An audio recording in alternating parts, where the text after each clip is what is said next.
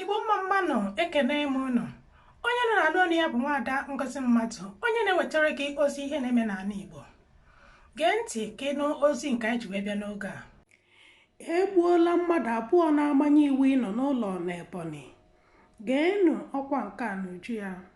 Ndị uwe-ojii agbagbuola mmadụ abụọ ji egbe na-amanye iwu ịnọ n'ụlọ ya bụ sit at home n'Ebonyi Steeti.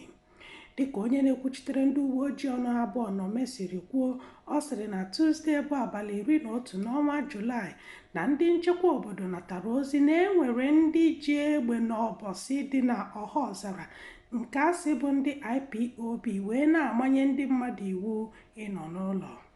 N'ọnụ okwu Onome, ọ sịrị na abalị 10 n'ọnwa Julaị n'afọ 2023 oge o ji nkeji 50 wee gafee elekere nke mbụ nke ehihie ka ụfọdụ ụmụ okorobịa bụ egbe gara n'Okposi n'Ọhaọzara wee na-agba egbe ayara-ayara. Ozigbo ndị uwe-ojii natara ya bụ ozi, ha wuchiri ya bụ ebe wee nye ụmụ okorobịa ọsọ.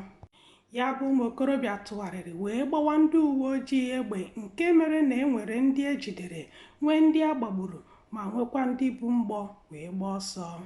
Onome sịkwara na ndị uwe-ojii hụrụ ọtụtụ mgbọ, egbe dị iche iche, otu ụgbọala, ahịhịa na-ese ese, ekwentị, igwe na-enye ọkụ, ihe oriri, ọgwụ a na-eke n'ahụ, ya na ihe a na-eji ezobe iru ya bụ face mask.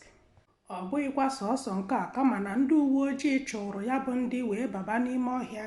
Ebe a ka ha jidere mmadụ abụọ bụ mgbọ wee gbaa ọsọ.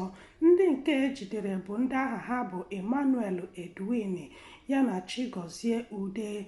Onye nke atọ ndị uwe-ojii jidere nwụrụ oge ha nọ n'ụzọ aga ụlọ ọgwụ n'ihi na ọ dịghịzi eku ume ọfụma oge ndị uwe-ojii jidere ya.